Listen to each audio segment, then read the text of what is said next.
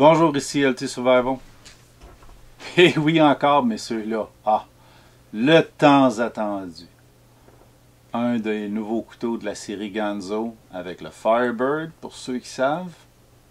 Ceux qui ont suivi sur Instagram ou sur Facebook, j'ai posté une photo. Le premier d'une série de 2 du même modèle de couteau. Restez à l'écoute. On se revoit après la pause.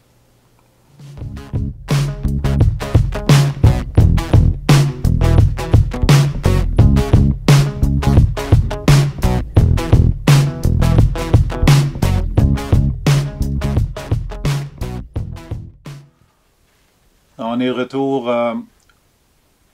Comme vous avez vu dans l'introduction, c'est le 5-7.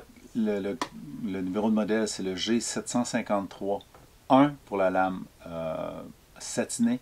Si j'avais le 2, ça serait du stone wash. Si j'avais le 3, ça serait titanium finish, là, la lame noire. Et ensuite, le numéro de modèle, c'est-à-dire la couleur de la poignée, soit en carbon fiber, soit noir, orange, vert. Donc, comme tous les Ganzo, il vient avec la petite poche de collection. Ceux-là vont embarquer dans ma rotation de DDC, là, de Carry Knife. C'est vraiment un très beau couteau, fibre de carbone, une lame étonnante, tranchant comme c'est pas possible. Je m'approche de la caméra, je vous montre un close-up, puis après ça on revient à la main. Bon, comme je vous disais, ces couteaux-là portent maintenant le branding Firebird. Si je m'approche, vous allez voir un TM sur l'oiseau, donc un trademark. Ganzo a uppé sa game avec un petit peu plus de style. Une nouvelle lame vraiment étonnante, un sweep là, avec peu de plat sur la lame, plus en courbe. Un petit swedge dans le haut ici. Une lame très pointue, très mince, okay, parce que toute la lame a été amincie. Okay. Et parce que le stock normal est quasiment 3 mm et demi. Là. Et un hardware anodisé. Donc ici, le pivot et toutes les vis sur les écailles et sur le clip. Moi, j'aurais aimé personnellement avoir le clip anodisé et l'Access Lock. Mais, pour le moment, tel que c'est, ça en fait un couteau excellent. Il rouvre, je n'étais même pas en caméra. Il rouvre vraiment facile.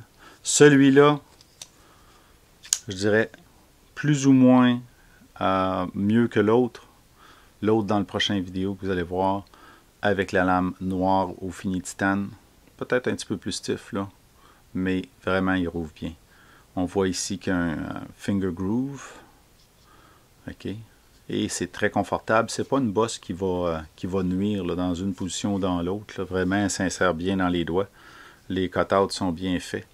Et puis, on a une main bien remplie ici, bien une main large là, qui comble toutes les attentes. Donc, vraiment, un couteau très, très bien fait. Très satisfaisant. Comme vous avez vu dans le close-up, la lame est vraiment bien faite. C'est pas un couteau que je vais me servir dans le bois, ça c'est sûr. Je vais m'en servir plus à la maison ou en... Ah, je suis même pas dans le champ. Si, maintenant. Hein? Je trouve. Ah, il faudrait que je baisse ma caméra. Je vais me tenir un petit peu plus droit. Donc, vraiment, là, une lame très, très coupante. Comme de fait, il fallait que je le mentionne pour qu'elle arrête de couper.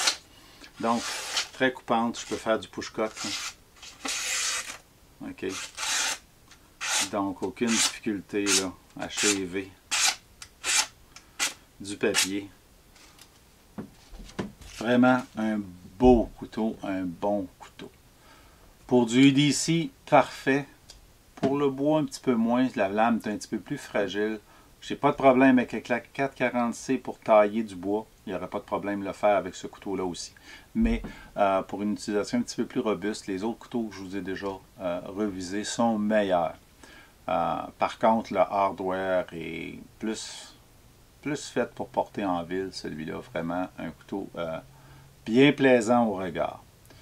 Si vous avez aimé cette vidéo-là. Si vous avez apprécié, restez à l'écoute pour le prochain vidéo. Dans le prochain vidéo, je vous montre l'autre modèle de ce même couteau. Partagez, souscrivez, donnez le thumbs up. On se revoit dans le prochain vidéo.